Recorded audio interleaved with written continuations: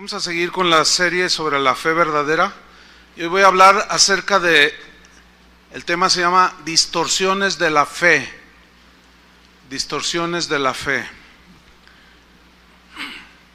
Y vamos a leer en Tito 1:10.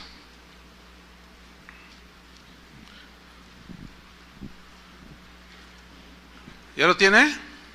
Bien, me sigue ahí. Dice así: porque hay aún muchos contumaces, habladores de vanidades y engañadores, mayormente los de la circuncisión, a los cuales es preciso tapar la boca, que trastornan casas enteras, enseñando por ganancia deshonesta lo que no conviene.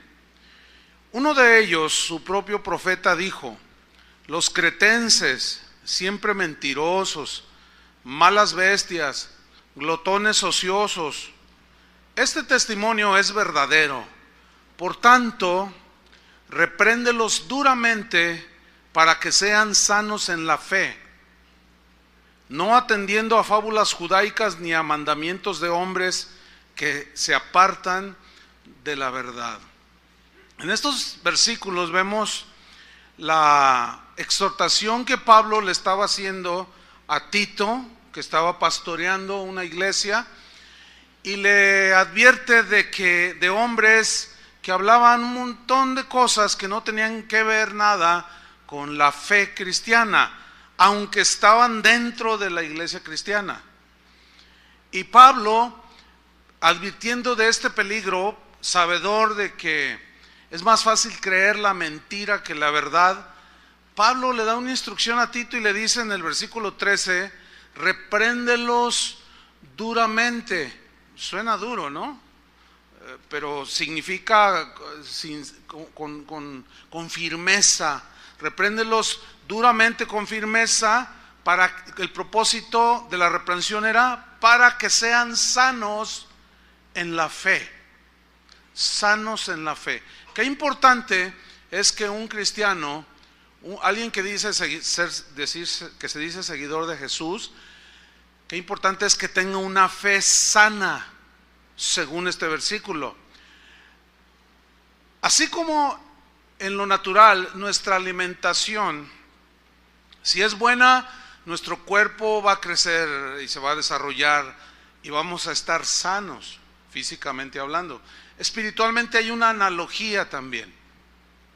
Doctrina mala, fe defectuosa. Doctrina mala, fe distorsionada. ¿Me explico? Y la manera en que se distorsiona la fe en muchos creyentes está en el versículo 14. Dice: no atendiendo a fábulas que algunos judíos estaban difundiendo dentro de la iglesia, ni a mandamientos de hombres que se apartan de la verdad del evangelio. Bueno, esta encomienda de Pablo al pastor Tito es muy actual. Dios sigue advirtiéndonos acerca de hombres que hablan un montón de cosas que pueden perjudicar y dañar la fe de los cristianos. Y el Espíritu Santo está con esta encomienda el día de hoy, diciendo de no ser flexibles en cuanto a la fe, sino inflexibles en cuanto al guardar la fe. Pablo, cuando estaba a punto de morir, dijo: he terminado la carrera, he guardado la fe. Él defendió las verdades del evangelio como la fuente de su fe. Qué importante es eso. El cristianismo bíblico, subrayo el cristianismo bíblico, porque ahorita el día de hoy hay conceptos del cristianismo bien nada que ver, pero el cristianismo bíblico hace afirmaciones muy claras, muy concretas, muy concisas. Por ejemplo, dice que la salvación viene por la fe en la persona y en la obra de Cristo. ¿Están de acuerdo con eso? Es contundente ahí. Es una verdad fundamental de las Escrituras. Las doctrinas esenciales del cristianismo no pueden ser modificadas, no pueden ser enmendadas como son enmendadas las constituciones en los distintos países. Vamos a enmendar el artículo 123 para que va evolucionando la sociedad. No, la palabra de Dios no es así. La palabra de Dios es eterna. Es sí y amén. No se puede reinterpretar, no se puede modificar, no se puede hacer correcciones a lo que Dios ya decidió que quedara escrito. Jesús aseveró: el cielo y la tierra pasarán de vigencia, pero mi palabra no pasará. Esa seguirá y es vigente, fue vigente antaño, es vigente el día de hoy. La mayoría de las religiones fundamentan su validez en las experiencias que tengan los adeptos a cierta religión. Ay, sentí esto, ay, sentí acá, ay, vi esto. Los sentimientos forman el sentir de las personas, es muy importante en los miembros de la mayoría de las religiones. Aún hay religiones que tienen una buena influencia para que los seguidores de estas religiones tengan una conducta moral buena, pero el cristianismo bíblico, escuchen bien, no se fundamenta en lo que yo sienta o deje de sentir o de pensar o en mis imaginaciones. No, el cristianismo bíblico se fundamenta en verdades sólidas y contundentes que están expresadas en las Escrituras. Sienta yo o no sienta bonito. El cristianismo no niega que otras religiones puedan traer un efecto en las personas, en los seguidores de estas religiones, un efecto tal que aún sus conductas pues sean buenas y catalogadas por la sociedad como son buenas personas, son buenos ciudadanos. Aún, fíjense, hay religiones que al ser observadas por principios que son universales, los seguidores de estas religiones aún pueden incluso experimentar la prosperidad material. Por ejemplo, los mormones, cuya doctrina es anticristiana, es totalmente antibíblica su doctrina, y sin embargo son muy prosperados económicamente en esta tierra. Ellos son dueños, entre otras grandes empresas, de la Pepsi-Cola, para que siga apoyando. Por ejemplo, en Estados Unidos hay el estado de Utah. Es un estado eminentemente mormón. Todas las empresas que hay ahí, los dueños son mormones. Allí acabamos de iniciar una casa de oración. Y yo hablaba con los hermanos con los que se inició, y me comentaban que ellos, cuando eventualmente van a solicitar un empleo, les preguntan: ¿eres mormón? Y si ellos dicen no, no les dan el trabajo. Entonces es muy difícil subsistir los cristianos en un lugar así.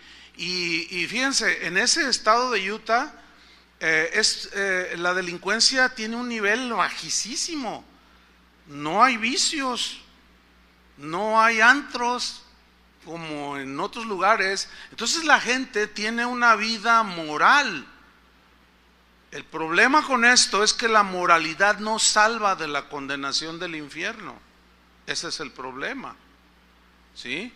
Lo que el cristianismo asegura, lo que el cristianismo bíblico asegura, es que no es la moralidad la que te lleva a estar bien con Dios, ni la prosperidad material es evidencia de que estás bien con Dios. El cristianismo bíblico te asegura que el único camino a la paz con Dios es por medio de la fe en Jesucristo.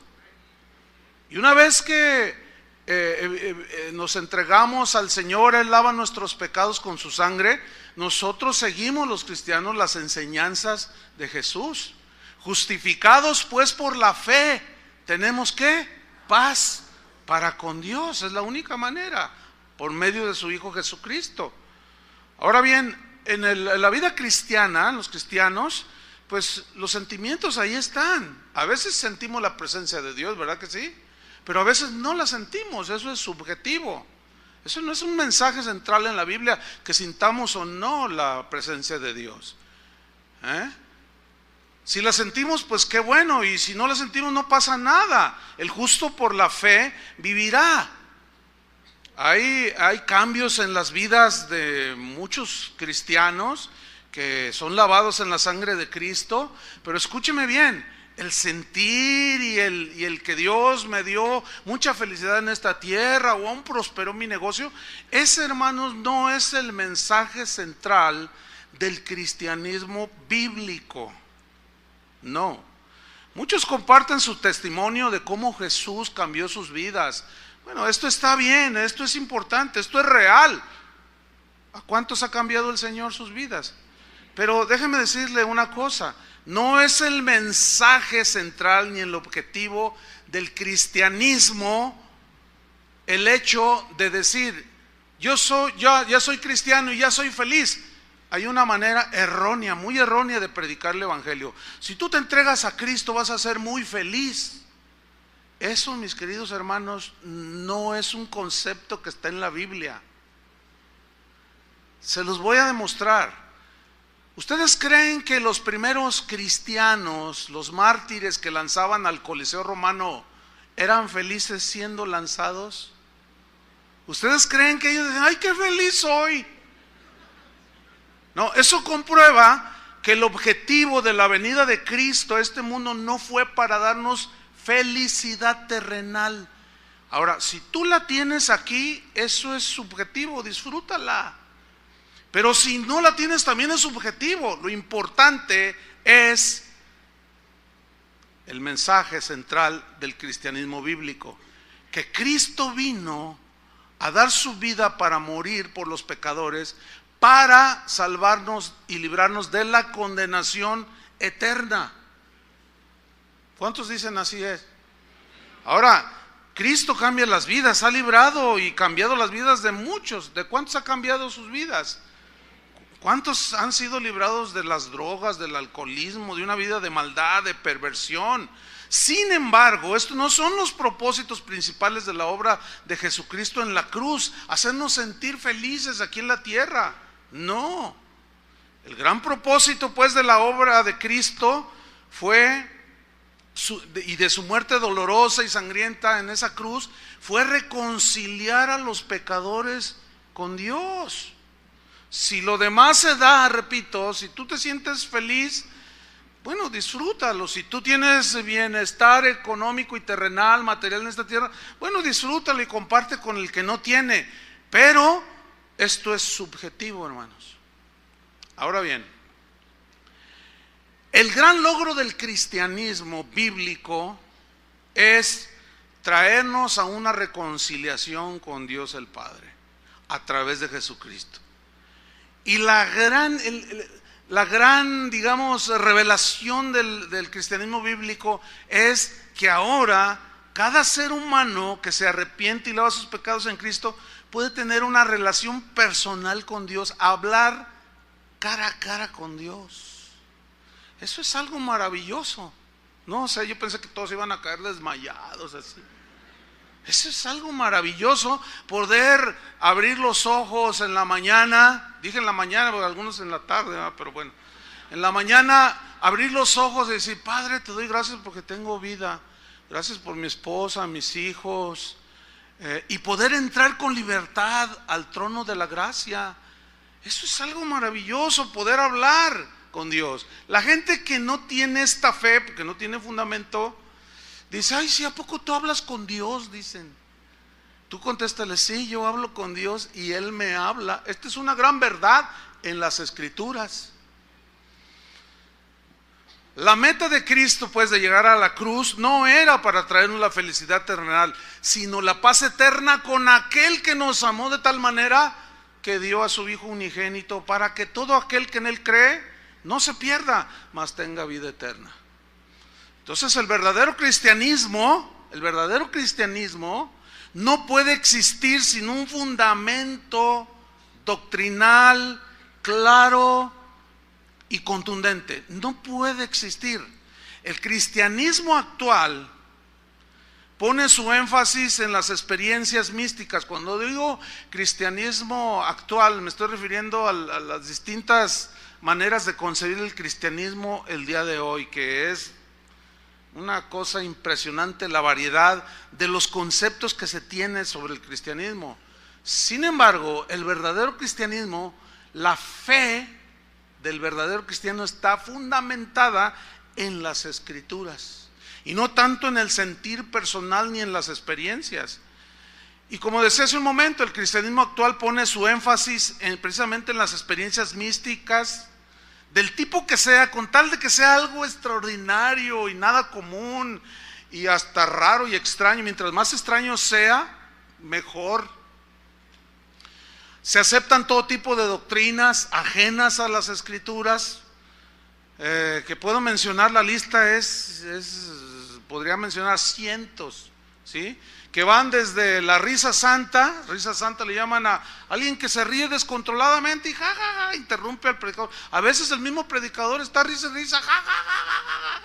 y no predica. Se cae al suelo, se revuelga, risa santa, dicen. Hasta cristianos en reuniones vomitando y dicen vómito santo. O sea, en realidad el asunto, uno dice, ¿cómo puede la gente tener fe en eso? Fe distorsionada. Esa no es la fe que enseñan las Escrituras. Ahora, a todo eso hay que añadirle a que muchos predicadores en la actualidad no están predicando el Evangelio. Sus mensajes son carentes de enseñanza, de sustento bíblico, de alimento espiritual. No hay sustento en las Escrituras. Un conocido mío me dijo, Chuy, si tienes tiempo, quiero que escuches este video, míralo y dame tu opinión. La predicación duraba como 30 minutos, pero yo nada más lo escuché 15 minutos. En esos 15 minutos el predicador no hizo una sola referencia a la Biblia, no mencionó ningún versículo, y en toda la enseñanza, después esta persona me dijo, es que en la enseñanza no menciona ningún texto, ninguna alusión siquiera. Eventualmente dijo Dios por ahí el predicador, pero lo que sí me llamó la atención es que al inicio de su mensaje, estaba en su iglesia, él dijo, hoy les voy a dar la clave para el éxito y la felicidad. Pues eso suena bien, ¿no? Y todos, ¡ay, la clave para el éxito y la felicidad! O sea, ¿a quién no le gusta, no? Dice, ¿saben cuál es la raíz de todos los desajustes, problemas que hay en la familia, con tu esposa, con tus hijos, la envidia que sientes, los celos, la agresión que le haces al otro, las maldiciones que le sueltas al otro? ¿Saben cuál es la razón? ¿Saben cuál es el problema del por qué existe todo eso? Por la baja autoestima que tenemos nosotros, de nosotros mismos. Fíjense qué mensaje tan poderoso. Ahora resulta que la raíz de la envidia, de los celos, de la agresión, de la maledicencia, no es el pecado, es la baja autoestima.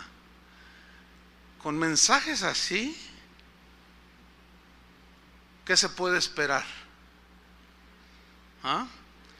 Pablo dijo, mi propósito es que su fe, les dijo a los corintios, esté fundada en el poder de Dios, refiriéndose al poder que tiene la palabra de Dios y no en la sabiduría de los hombres.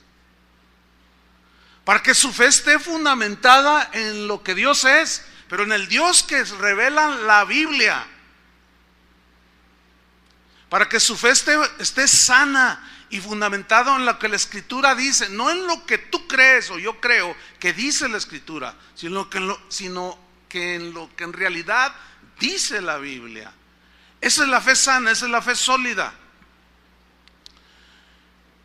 En la actualidad se considera la enseñanza de las Escrituras en una iglesia, se considera como algo extraño, como algo que pasó de moda. Hoy le llaman religioso y legalista al cristiano que desea sustentar su fe en las Escrituras. Por ejemplo, tú escuchas algo o alguien te comparte algo y te suena raro y tú le dices, oye, ¿y eso dónde está en la Biblia?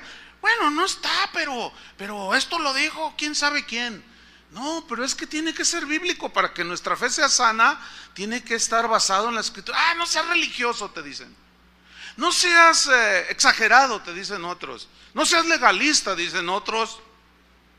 Entonces hoy resulta que querer ser como los de Berea, que al escuchar un mensaje, como en el mensaje que escucharon de Pablo, iban a las escrituras para ver si lo que Pablo decía era cierto o no. Ahora resulta que ese espíritu que tenían ellos, esa actitud que la Biblia alaba, que todos deberíamos de tener, ahora es anticuado, es antimoda y es sinónimo de religiosidad y de legalismo. ¿Hasta dónde iremos a parar, hermanos? Ahora, nosotros los cristianos, que decimos que fundamentamos nuestra fe en las escrituras, sabemos que Dios justifica al pecador que acude a Él por medio de la fe. Sabemos eso, ¿no es cierto? Es decir, la fe verdadera está sustentada en el mensaje verdadero del Evangelio. Ahora, esa fe que tiene sustento sólido en las escrituras es la que nos lleva a la salvación. ¿Por qué? Porque la fe viene, ¿por qué? Por el oír. ¿Por el oír qué? La palabra de Dios. Entonces, si lo que está diciendo el predicador, si lo que está compartiendo el cristiano de lo que cree, no tiene fundamento en las escrituras, va a proyectar una distorsión de la fe. Y va a desviar del verdadero centro del mensaje de la Biblia. Las escrituras enseñan claramente que no es la fe la que nos salva, sino el objeto, en este caso la persona de Cristo en quien ponemos la fe. Es decir, oímos el mensaje acerca de Jesús, de alguien, ese alguien es Jesús, y al oírlo, si creemos, la fe no es la que nos salva, sino el objeto de nuestra fe. ¿Sí lo entienden, no? Eso es una verdad. Entonces, si eso que se oye no es un mensaje fundamentado en las escrituras, no puede haber salvación, ¿entienden? Ese es el gran problema el día de hoy. Mira, cualquier objeto, cualquier cosa en la que la gente ponga su fe, en cualquier persona inclusive en que la gente ponga su fe y su confianza, que no sea en Jesucristo y en su palabra, con toda seguridad los va a llevar a la condenación, los va a llevar a la desviación, los va a llevar a la frustración, porque se van a dar cuenta al paso de los años que los engañaron. ¿Sí? Por ejemplo, mire, abra su Biblia en Marcos 9:23. Ahí hay una historia muy interesante, Marcos 9:23. La historia trata de un hombre que tenía un hijo que estaba posesionado por un demonio. El demonio le provocaba al muchacho que no podía hablar. Ahora, no todos los que están mudos significa que están endemoniados, no. Esa es una distorsión de una creencia, ¿sí? Pero los demonios sí hacen actividad que dañan en ocasiones las funciones del cuerpo, como en este caso. Entonces Jesús le pregunta que qué le pasa al muchacho, y dice, no, es que un demonio, un espíritu viene y lo sacude y echa espumarajos y lo tira en el fuego. Imagínense la tortura de este pobre muchacho. Entonces Jesús le da la esperanza de que si cree, Él lo libera. Y mira lo que le dice en Marcos 9:23. Jesús le dijo, ¿ya lo tiene? Jesús le dijo, si puedes creer, en este caso ser liberado de esta posesión demoníaca. Si puedes creer, dice, al que cree, y creer es fe. Al que cree, ¿qué dice? Todo le es posible. Digan todos, todo le es posible al que cree. ¿Les gusta eso? A mí sí, suena bien, ¿no? Al que cree, todo le es posible. Bueno, si nosotros nos quedamos allí en ese versículo, y no leemos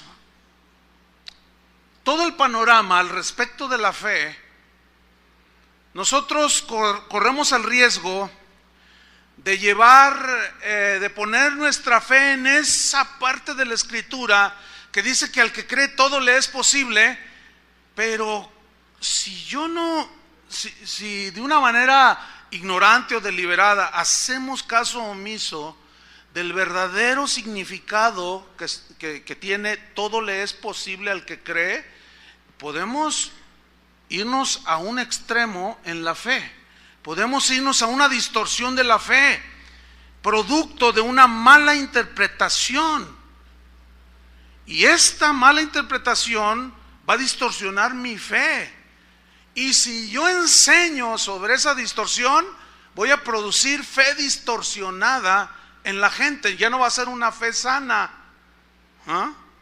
porque al que cree todo le es posible.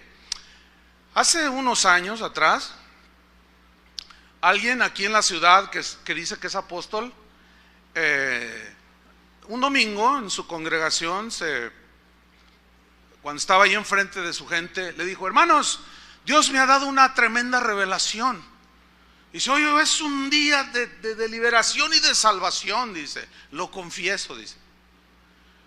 ¿Cuántos de ustedes, les pregunto, cuántos de ustedes tienen familiares que murieron sin Cristo? Levanten su mano. No, pues muchos levantaban la mano. No les estoy poniendo una... Pongan más atención. Ok.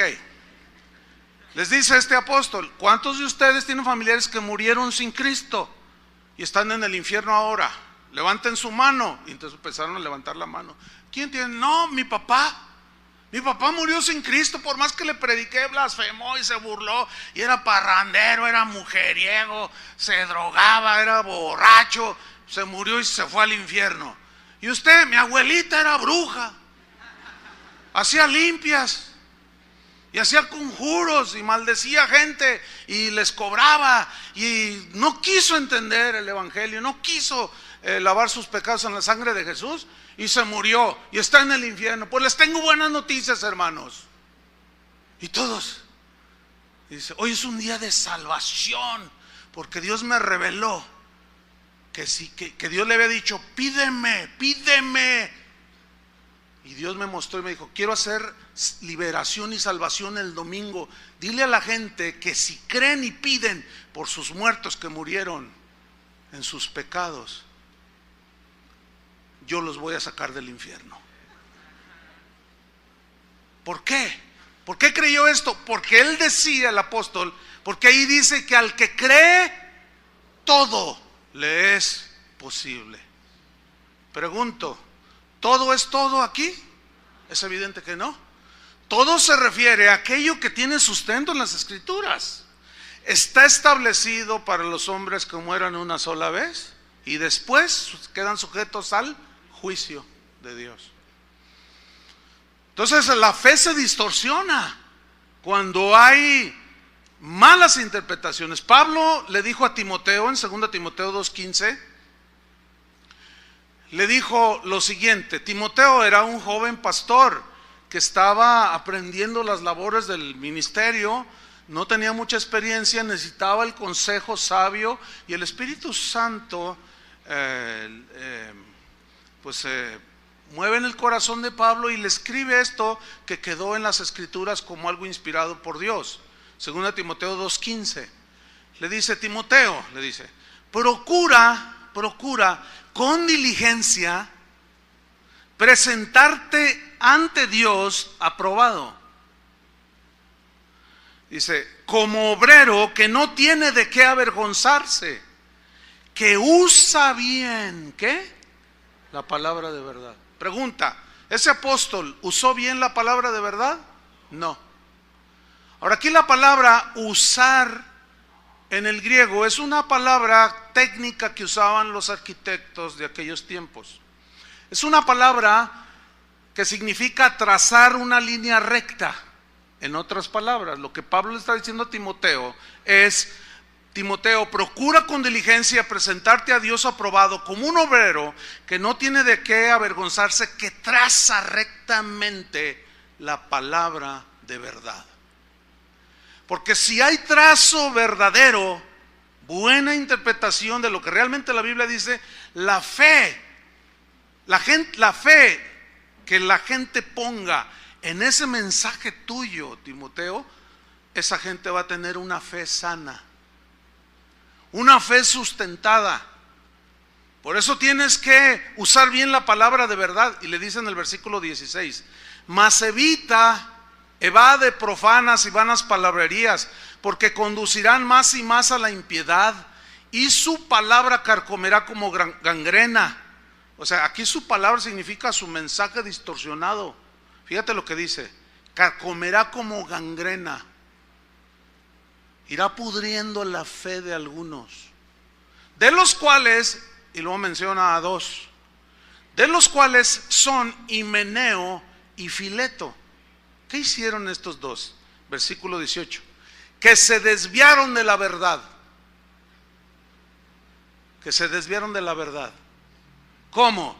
Diciendo, enseñando que la resurrección ya se efectuó, y trastornan la fe de algunos. ¿Qué inventaron? No da mucho, la Biblia no da mucha explicación de qué es lo que enseñaban. Pablo nada más dice, mira, Himeneo y Fileto, esos dos se desviaron de la fe.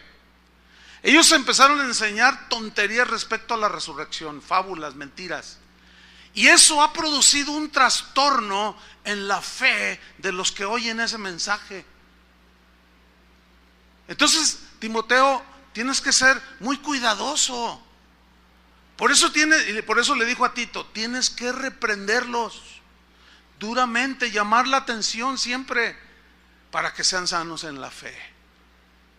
Porque hay muchos habladores de vanidades y de tonterías que andan engañando. Entonces la gente pone su fe, asume que porque es el pastor ya está diciendo 100% la verdad, y no siempre es así.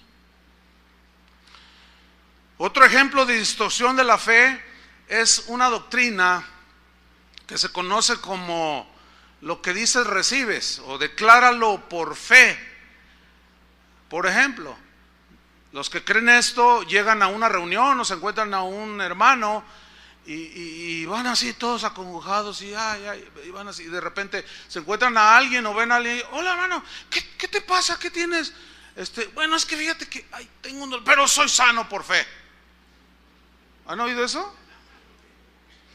Y luego están parados ahí en la esquina y pasa un Mercedes-Benz y dice, por fe ese carro es mío. Así dicen. No sé cuántos de ustedes anduvieron en esas cosas distorsionadas. O está una chica por acá y está un chico por acá y pues como que le atrae, ¿no? Entonces dice, por fe. Aquel va a ser mi esposo, dice, por fe. Pero resulta que ya tiene novia, pero tú dices por fe. O sea, como que si yo lo digo y lo creo, pues eso recibo, dicen ellos.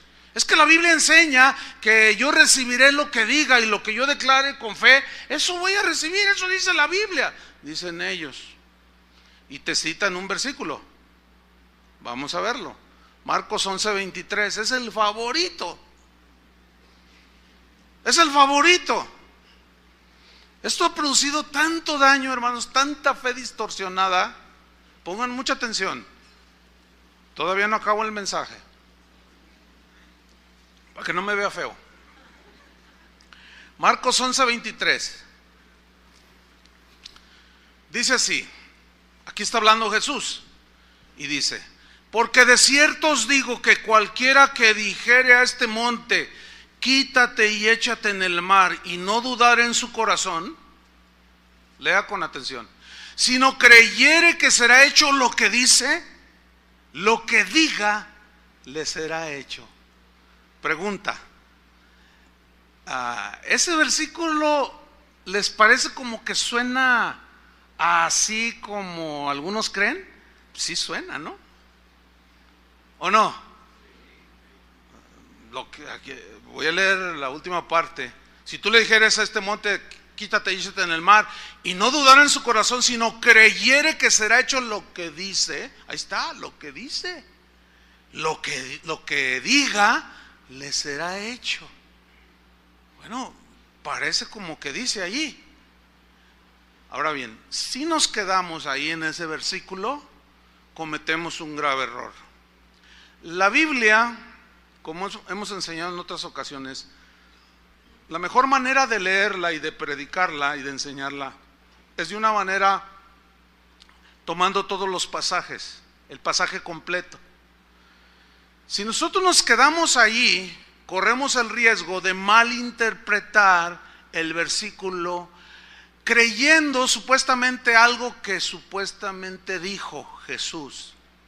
Ahora, ¿cómo saber si estoy interpretando lo correcto? Hay varias reglas de interpretación de la Biblia. Una de ellas dice que el versículo a interpretar se debe de tomar el contexto de la palabra o la frase o el versículo que se ha de estudiar.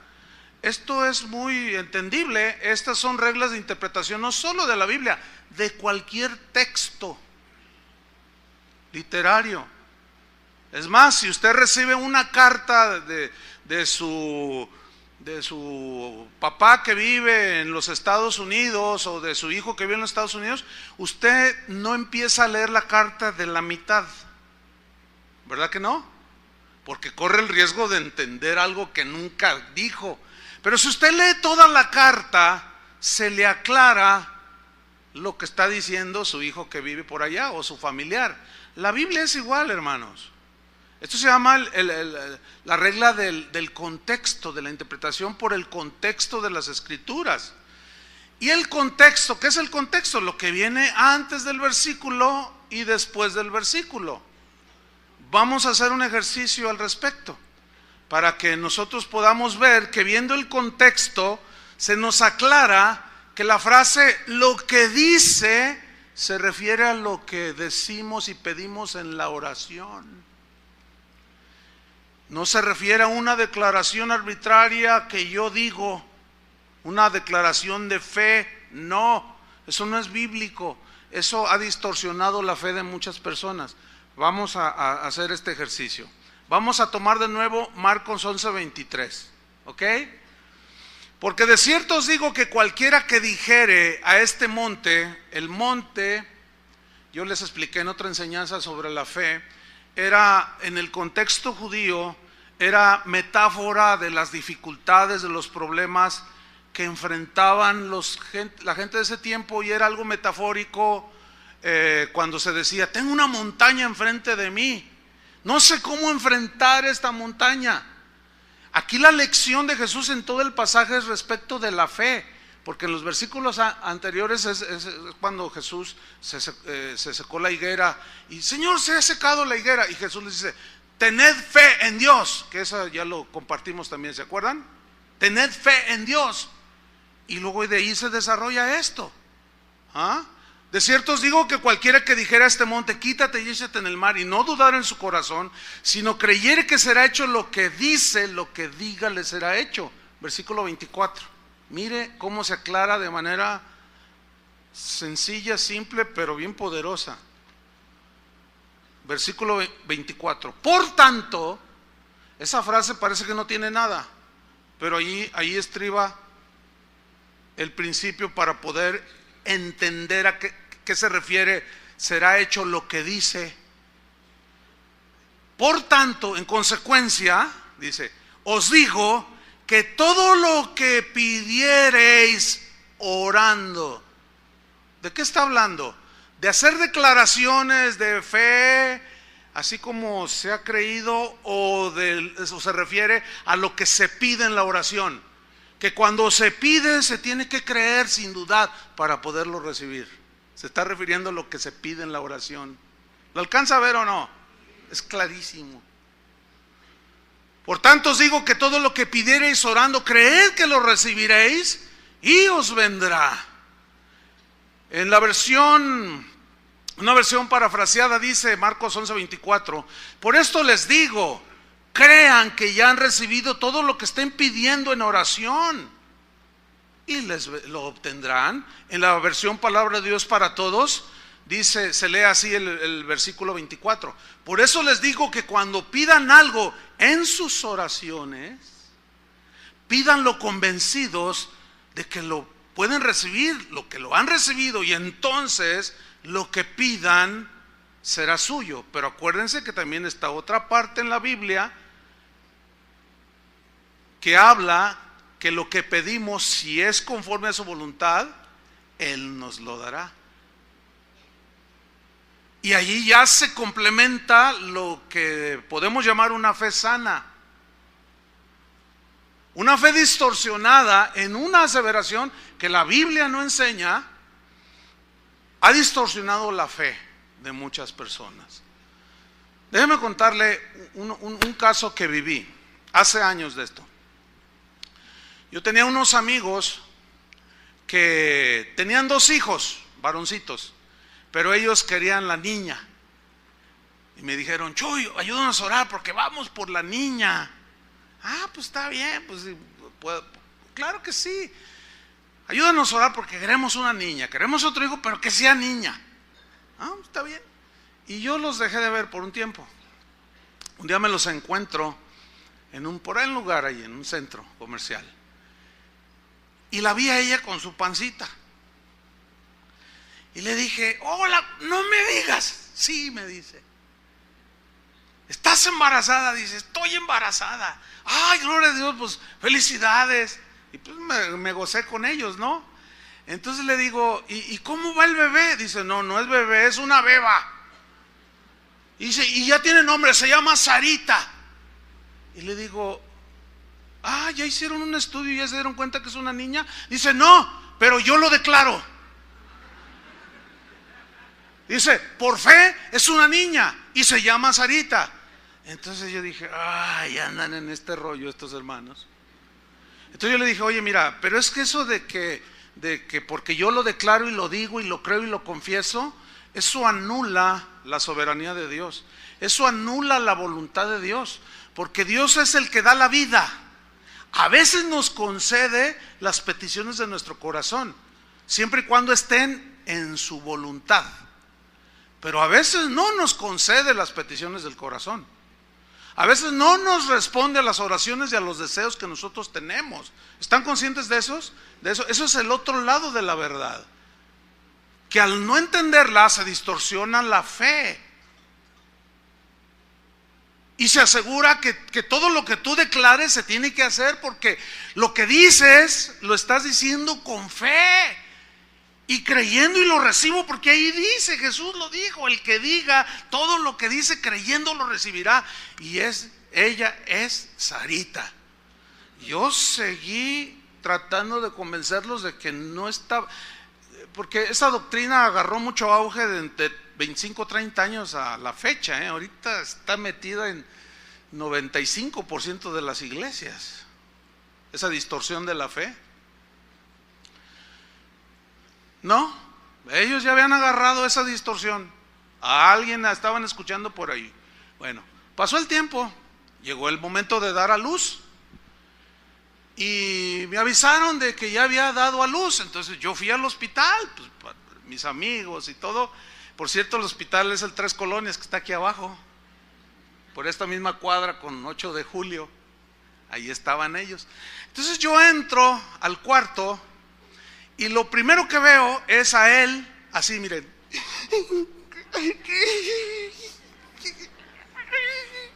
No, oye, ¿qué te puedes imaginar? Lo peor, ¿sí o no? Entonces yo pensé lo peor. Dije, lo que pensé, se murió el bebé, se murió Sarita. O sea, eso lo pensé yo, se murió el bebé. Entonces miro a la cama donde estaba la esposa y estaba diciendo una de tonterías. Me fallaste, Dios. Y lloraba y gritaba. Yo decía, entonces, oye, ¿qué pasó? ¿Qué están bien? ¿Qué pasó? Y en eso entra una enfermera con un bebé en brazos Y entró, ¿verdad? Bien contento. Dice, ay, mire, ya le traigo a su niño, a su bebé. Mire qué lindo niño. Ese no es mi hijo. Mi hija es una niña. Se llama Sarita. Ese no es mi hijo. Yo dije, órale. Entonces entendí. Ella siguió diciendo que Dios no había cumplido su promesa. Porque ella había declarado y había creído y había dicho que sería Sarita. No fue Sarita. Fue un bebé, un niño. Bueno, al fin, claro, pues lo aceptaron. Le pusieron Abramcito para que más o menos rimara. Porque entre Abramcito y Sarita, pues más o menos ahí queda el asunto, ¿no? Bueno, como ese ejemplo, hermano, les puedo poner 20,000. De fe totalmente distorsionada, sin sentido. Eso no enseña la Biblia. La Biblia habla de orar y creer lo que le pedimos. Y si es conforme a su voluntad, pues lo disfrutamos y le damos gracias. Y si no lo recibimos, es porque no fue conforme a su voluntad y su voluntad es perfecta para nosotros. Y la aceptamos. ¿Cuántos dicen amén? Esa es la fe sana. Esa es la fe que no se desanima ni se lesiona, porque es una fe sustentada en las Escrituras. Otra distorsión de la fe es lo que yo he llamado fe triunfalista. El diccionario de la Real Academia Española define el triunfalismo, pongan atención, ¿cómo lo define? Como actitud de seguridad en uno mismo. Actitud de seguridad en uno mismo. Superioridad sobre los demás, dice la definición, fundada en la propia sobreestimación. Mira, los que siguen estas enseñanzas distorsionadas, cuando ellos declaran algo y eventualmente se les da, híjole, es lo peor que les puede suceder. ¿Saben por qué? Porque siguen más en el engaño. Es como los judíos, queremos carne, queremos. Y Dios les dijo, ¿que no me quieren a mí? No, nosotros queremos carne. Y les dio carne. Y aún estaba la carne en sus bocas. Y vino el juicio de Dios. Es lo peor que le puede pasar a alguien que cree esas falacias. Porque a veces en esa obstinación, entonces no me quieres a mí, no, yo quiero lo que yo diga. Eso está terrible, hermanos. Y cuando a alguien eventualmente se le da, tiene una actitud de soberbia. ¿A cuántos predicadores yo he visto así en vivo? Decir, ¿saben que estos zapatos que traigo valen $1,000? ¿Saben por qué los traigo? Porque yo lo que digo recibo. ¿Saben por qué traigo el carro que traigo? Porque yo cuando veo un Cadillac digo, lo huelo, digo, eso es mío por fe. Y yo lo tengo por... No, pues si así fuera, imagínate de lo que se ha perdido todos los habitantes del mundo, todos tuvieran su Cadillac. Eso demuestra la falacia, la mentira. Desgraciadamente eso se ha metido dentro de la iglesia y ha distorsionado y trastornado la fe de muchos. Entonces el triunfalismo es una actitud de seguridad en uno mismo, superioridad sobre los demás. Es que no tienen fe, yo sí tengo una super fe. Cuando Jesús dijo, si tuvieran fe como un grano de mostaza, nada más con eso te basta. ¿Cuántos saben quién es Jorge Vergara? ¿Saben quién es Jorge Vergara? ¿Quiénes no saben quién es Jorge Vergara? Levanten la mano. Uy, un montón también. Bueno, Jorge Vergara es el dueño de las Chivas.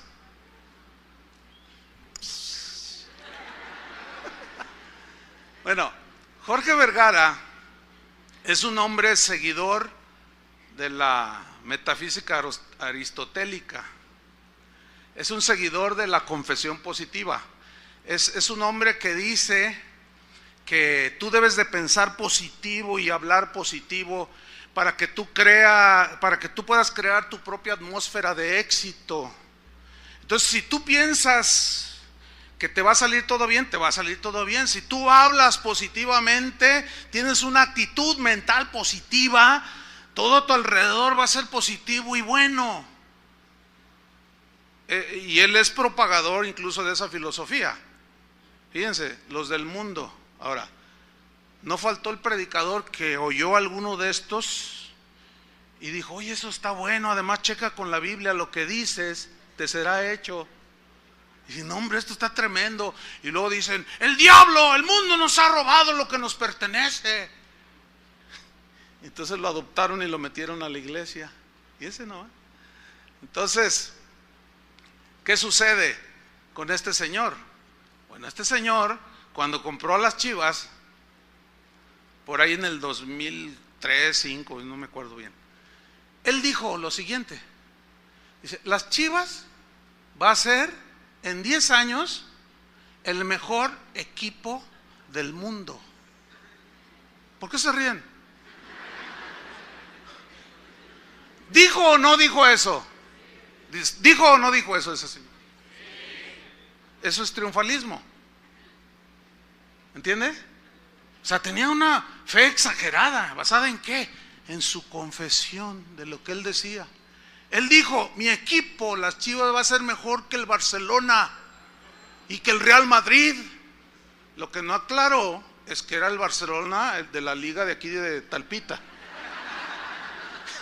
y el Real Madrid de la liga aquí del Cerro del Cuatro. O sea, eso es lo que llamamos un triunfalista. Los políticos son expertos en frases triunfalistas y la gente se las cree. ¿Cuánta gente de allí, precisamente de estos barrios marginados, tienen 25 años creyéndoles a los políticos que les van a pavimentar? Y no les han pavimentado. Pero les dijeron que si los elegían ellos eran casi los mesías. Y los convencían con frases y promesas que no podían cumplir. Y la gente pone su fe en frases triunfalistas. El mismo señor Vergara dijo en el 2007, cuando Hugo Sánchez, que bueno, sí ha sido el mejor jugador que México ha tenido en el extranjero, hizo historia, lo del César al César, dicen, ¿verdad? Hugo Sánchez tomó el mando de la selección nacional y Vergara sale con sus declaraciones triunfalistas y dijo: ahora sí, con Hugo Sánchez en el timón de la selección nacional seremos campeones del mundo en 2010. Bueno, hubo un montón de gente que dijo amén. Bueno, usted me entiende, ¿no? O sea que, oh sí, no, sí. Y yo recuerdo haber visto en los programas esos deportivos el debate, ¿no? Oye, ¿cómo ves la declaración? Yo creo que sí vamos a ser campeones del mundo.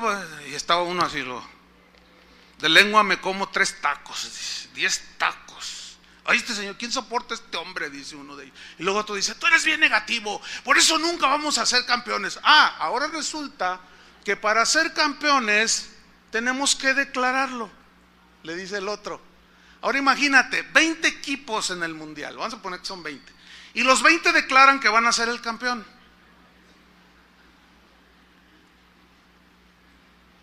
¿Ve? Bueno, eso es lo que es el triunfalismo. Bueno, ¿ha oído esas frases que dicen Guadalajara para Cristo? ¿Las ha oído? Eso es lo que yo llamo una fe triunfalista, exagerada, prepotente. ¿Basada en qué?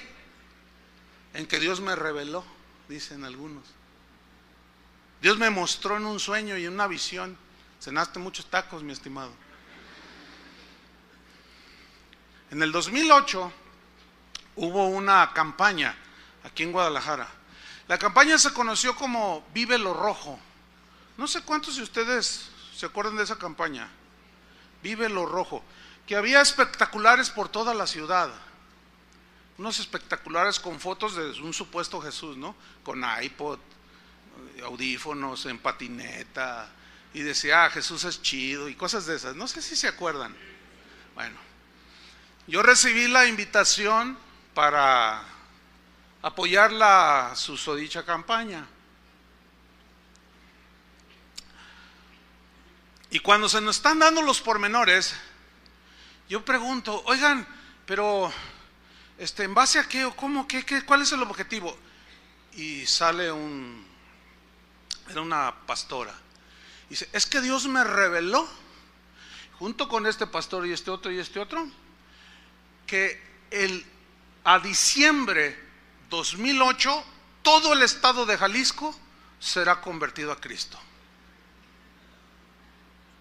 ¿Cuántos millones de habitantes tiene Jalisco? En ese entonces, 2008, dijeron, pues casi 8, 7 y fracción. Bueno, entonces yo les dije, a ver si estoy entendiendo.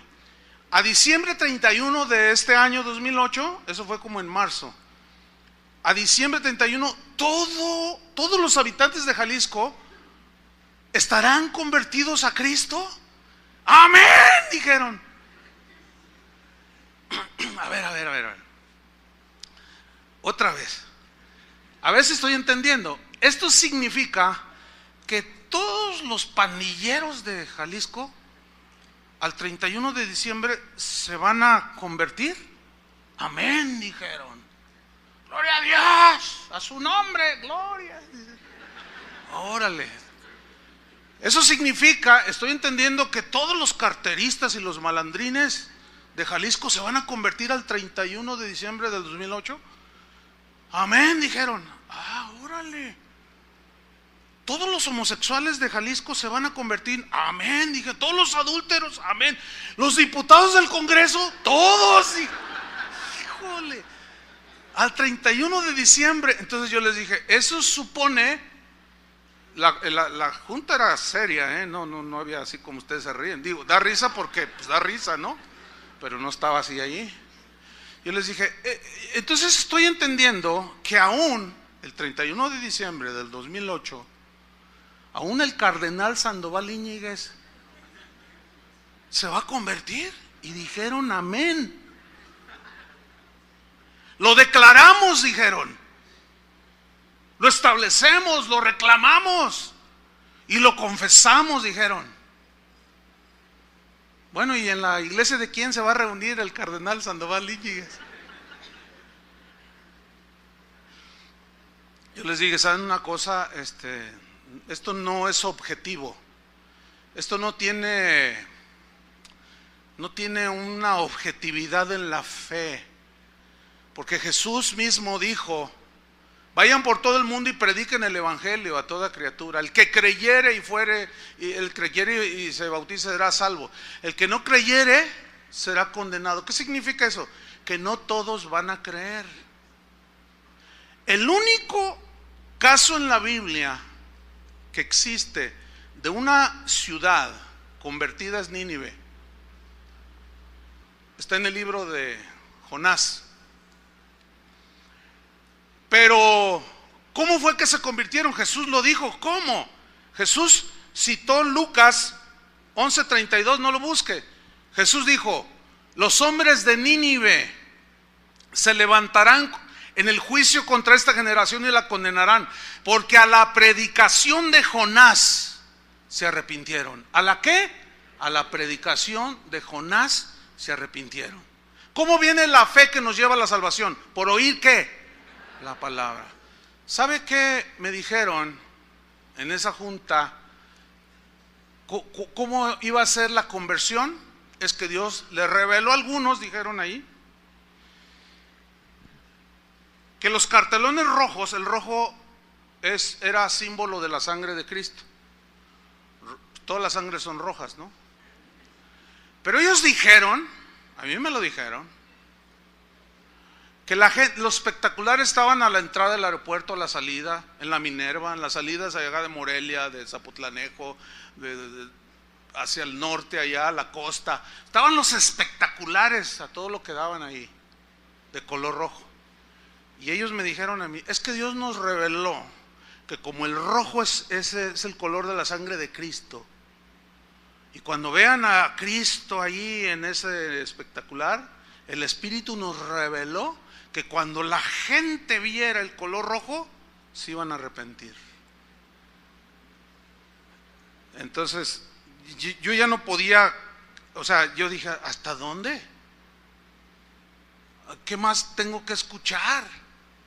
Entonces ya un poco así, pues así como, no sé, pues entre triste, medio frustrado. ¿Cómo es posible? Son pastores. Yo les dije, o sea que va el Chapo Guzmán manejando, va al aeropuerto a tomar su avioneta privada y ve un cartelón rojo y dice, ay, qué malvado soy. Digo, hermanos, ¿hasta dónde? ¿Hasta dónde? ¿De dónde ustedes sacan tanta cosa? ¿Sabe qué me dijeron?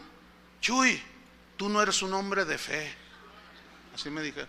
Pero ¿sabe qué? Lo más así, se va a morir de la risa. ¿En qué terminó aquella plática? Bueno, yo salí, yo les dije, bueno, ok, yo no puedo participar en algo que estoy viendo a todas luces, que no es. Bueno, dice, prepárate, me dice uno de ellos. Prepárate porque tú vas a tener una iglesia mínimo de 200,000 personas, ¿no? Y aunque tú no las hayas ganado, no sé qué, te las vamos a mandar porque todos se van a convertir. Ah, está bien. Yo dije, pues ni en el estadio caben 200,000, yo no sé dónde las voy a meter. Entonces yo les dije, bueno, ok, les dije, nos vemos el 31 de diciembre del 2008 de este año. Bueno, hace casi 6 años de eso, 5 años. ¿Qué pasó? ¿Ah? El cardenal sigue dando lata, aunque ya no es el cardenal. Sigue ahí dando cosas. Cada vez hay más homosexuales y más descarados. Cada vez hay más violencia, más narcotráfico, más perversión, más maldad. ¿Qué pasó? Bueno, ¿sabe qué dijeron después de que vieron que nada de nada? Dijeron, Chuy es el culpable. Yo le dije que se iba a reír. Es que es increíble que yo había boicoteado la campaña. Ahora resulta que soy Zeus. Ahora resulta que soy más poderoso que Dios, porque si Dios les dio la revelación y el Espíritu les habló, entonces ahora resulta que yo soy más poderoso que el Espíritu. Por favor, miren, me da una tristeza, créamelo, y aunque no me lo crea, pero yo sigo orando por esos pastores. Sigo orando, sigo pidiéndole a Dios que tenga misericordia, que algo haga. Ahora, pregúnteme usted o imagínese qué es toda esa gente que está bajo esos liderazgos. Bueno, todas esas congregaciones se han dividido no una vez, quién sabe cuántas veces. Entra gente, se va gente, entra gente, se va gente. ¿Todo por qué? Por una fe triunfalista, ¿entienden? Por declaraciones basadas en no sé qué cosas, con objetivos totalmente que agreden las escrituras, nada que ver. ¿Y qué me dicen de la fe idealista? Así le llamo yo la fe idealista. Bueno, ¿qué es el idealismo? Es una filosofía que dice que la realidad no existe en el mundo físico, sino en la mente. Entonces, como mi mente, por ejemplo, yo he oído todas esas declaraciones, por ejemplo, ¿se acuerda de John Lennon, aquel ex Beatle que murió asesinado por uno de sus fans, precisamente, que compuso una canción que se llamó Imagina? ¿Se acuerdan de eso? Los que son de acá, los de Timbiriche para acá, pues esos no. Él cantaba, la canción más o menos decía, imagínate un mundo como una hermandad. Imagínate que no hay distinción de razas, imagínate que no hay religión, imagínate todos abrazándonos y quién sabe cuánta cosa. Bueno, eso era un idealismo. Eso no se puede dar. ¿Por qué? Por la maldad que habita el corazón del ser humano. Nada más por eso. Pero eso nada más está en la mente. Se habla del idealismo de Platón, por ejemplo, que anhelaba muchas cosas muy bonitas. Nosotros podemos ser idealistas en ese sentido, y acá en la mente echarle vuelo y decir, ay, Ay. Y dice, ay, si mi papá se portara así y mi mamá no le gritara y yo me portara mejor, ay, amor y paz, y nos íbamos todos al zoológico y nos íbamos todos por, ay, qué bonito sería, y yo poder ver a aquella que hoy me cae gorda y verla y pues darle rienda suelta al idealismo. Entonces la fe idealista no se basa en lo que Dios ya dijo, sino ni en lo que está registrado en las Escrituras. La fe idealista se basa en los pensamientos y en las imaginaciones que cada quien concibe. Por ejemplo, ahí está un cristiano idealista, ¿no? Y dice, ay Dios, qué lindo eres. Y papi, ¿eh? Papi Dios, dice, ay, tú eres amor, Dios es amor, tu palabra dice que tú eres amor. Entonces empieza a imaginar y lee que Dios es amor. Y luego se para el domingo y les empieza a predicar, ¿saben una cosa, hermano? Dios es amor. Y saben, estoy convencido de que si Dios es amor no va a mandar a nadie al infierno. Y luego se dirige a un matrimonio, ¿tú mandarías, Tony, a tu hijo Tonito? ¿Lo echarías a una hoguera ahí ardiendo? La respuesta humana y lógica es no, porque es su hijo. Dice, así tampoco Dios no mandará a ninguno de sus hijos al infierno. Es cierto, a sus hijos no los va a mandar, sino los que no son sus hijos. A esos sí los va a mandar al infierno. Eso es lo que dice la Biblia, ¿o no? Bueno, mi mente idealista y cristiana, bueno, Dios me cambió el corazón y me lo hizo bueno. Pero esa bondad tiene que estar basada en lo que la Biblia dice, ¿eh? Yo no puedo ser más bueno que Dios, ni pretender ser más justo que Dios. Entonces empiezo a predicar que el infierno no existe, que es una invención para asustar a la gente y que deje las prácticas malas y que no sé qué y que bla bla bla. Y ahí la gente ya empieza y dice, ay, por eso me gusta venir a esta iglesia, porque aquí se habla del amor del Señor. Y a mí no me gustan de esas iglesias donde hablan del juicio y que el diablo se los va a tragar y que no, a mí no me gusta eso, la condenación. Cristo no vino a condenar sino a salvar a los que creyeren. Entonces la gente empieza a desarrollar una fe idealista, ¿ah?, que no está basada en la Biblia. Y así puedo ponerles un montón de ejemplos. Sin duda he escuchado esa enseñanza idealista de que Dios no castiga. Dios no castiga. Y la Biblia dice, ¿qué padre no disciplina, castiga? Trae la traducción antigua. ¿Qué padre no castiga a su hijo para corregirlo? ¿Cuánto más vuestro Padre castiga a sus hijos? Porque Dios al que ama castiga. Se lee en la versión antigua. Porque Dios al que ama, ¿qué? Castiga, disciplina a todo el que recibe como su hijo. Entonces, ¿castiga o no castiga? Claro que sí. Pero la fe idealista basada en un idealismo que no es en la Biblia distorsiona los conceptos de la fe. Y hay problemas. La gente no crece con esa fe genuina, fe sana. Por eso Jesús habló de manera muy clara, Pedro habló de manera muy clara, Pablo habló de manera muy clara y nos advirtió Jesús y todos los apóstoles que no escucháramos a esa gente que dice fábulas, que dice tonterías, que enseña cada cosa, ¿sí? Hay un montón de distorsiones en la fe. Ahorita mismo está en la cárcel un pastor allá en el sureste. ¿Por qué? Porque el hijo de una familia tenía una enfermedad que era curable en su momento y él dijo, no lo lleven al médico, porque si lo llevan no tienen fe y están negando al Hijo de Dios. Declaren por fe su sanidad, y por más que yo declaro, se murió el niño.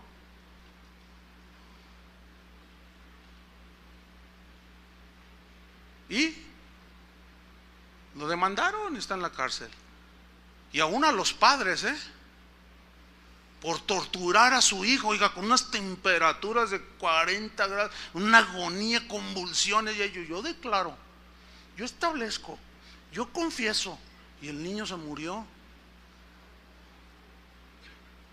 ¿Es pecado ir al médico? Por supuesto que no. Digo, Dios también nos dio un sentido común. Mire, ayer, antes de la predicación, yo tenía un dolor de cabeza. Me dolía la cabeza. Generalmente no me duele, pero me dolía la cabeza. Entonces yo me sentía mal, hasta débil, ¿no? Y dije, Señor, tú puedes sanarme. Y venía a la congregación, desde mi casa me empezó a doler. Y nada. Y antes de empezar, Señor, y nada, no, pues que me tomo unas aspirinas. Dios nos ofendió, ¿o sí? Pablo le dio remedios a Timoteo porque padecía del estómago, le dio un remedio casero. Pablo era un hombre de fe. ¿Y por qué le dio un remedio casero? Eso no es negar la fe, hermanos, eso es usar el sentido común que Dios puso también en nosotros para sabernos conducirnos aquí en la vida. Si yo quiero construir una casa y necesito un diseño, no voy con un carnicero, ¿verdad que no? Oiga, usted me va a hacer mi casa. No, pues a mí tráigame una vaca y verá que yo se la destazo bien para que haga su asadito. Pero una casa, no, yo declaro por fe que tú me la vas a hacer. Oiga, qué raro suena eso, ¿no?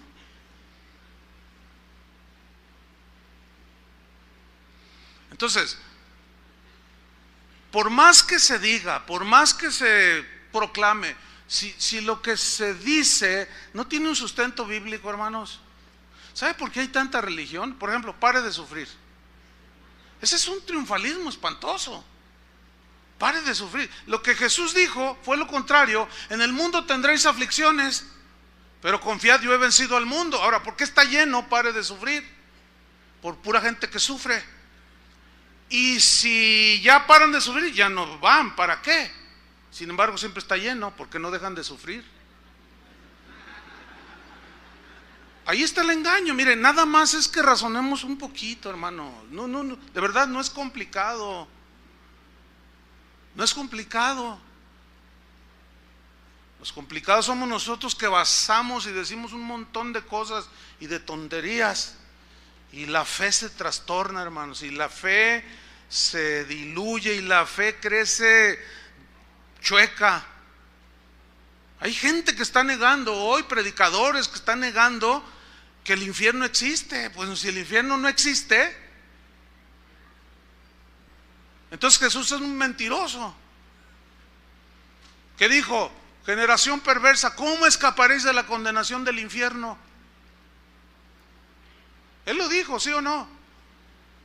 Entonces, hay un infierno que es literal, aunque muchos digan que no, y eso ha trastornado la fe de muchos.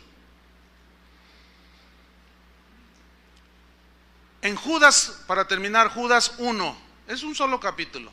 Judas 1, versículo 3. Allí Judas dice algo muy importante. En la versión Reina Valera dice amados.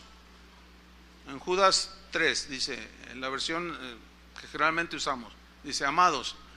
Por la gran solicitud que tenía el escribirles acerca de las cosas que son comunes de nuestra salvación, es necesario que yo les escriba para que contendáis, así dice su versión, para que contendáis ardientemente por la fe que ha sido dada una sola vez a los santos, a los creyentes. Ahí habla una palabra importante, contender. Pero aquí contender no habla pleitear como en las cruzadas, ¿verdad? Y que yo, a ver, ¿cuántos son musulmanes? ¿Verdad? A ver, los moros, vamos a darles, y vamos a cortarles la cabeza porque no creen como nosotros. No. Esos fueron los abusos de la fe. No tiene que ver nada con Dios eso. No, nosotros no vamos a defender la fe, o no vamos a contender en ese sentido. Aquí contender es defender. ¿Defender qué? La fe que nos es preciosa, la fe sana, ¿entiendes? Por eso Pablo le decía a Tito, dice, mira, esos son hombres contumaces y habladores de vanidades. Uno de sus mismos poetas, profetas dijo, los cretenses siempre mentirosos, glotones. Este dicho es verdadero, así son. Y estos andan metiendo cosas raras dentro de la iglesia. Reprende a los hermanos para que sean sanos en la fe. Es como cuando tú constantemente estás reprendiendo a tu hijo, ya no comas papas. O a lo mejor se agarra usted comiendo con él. Defender la fe. ¿Cuál fe? Las verdades del evangelio, lo que está sustentado en las escrituras. Esa es la encomienda para nosotros. Pablo, cuando estaba a punto de irse a la presencia del Señor, dijo, he terminado la carrera, he guardado la fe. He guardado la fe. Significa las verdades. Ahí fe son las verdades fundamentales del cristianismo. Y el mismo Pablo dio la advertencia a Timoteo, le dijo, Timoteo, vendrán tiempos peligrosos, porque habrá hombres amadores de sí mismos, vanagloriosos, soberbios, blasfemos, etcétera, que tendrán apariencia de piedad, pero negarán la eficacia de ello. A ellos evítalos, dice. Dice, porque el Espíritu dice claramente que en los postreros tiempos algunos apostatarán de la fe. ¿Qué es apostatar de la fe? Apostatar es dejar la fe sana, las verdades sanas del evangelio, las verdades que verdaderamente te llevan a Dios, que te infunden fe, te infunden confianza, te ayudan a entender esas promesas, y esas promesas se reciben a través de la fe y la paciencia, y tú corres con paciencia la carrera que tienes por delante, puestos los ojos en Jesús. Bueno, esa fe es la que la Biblia nos enseña que debemos de defender.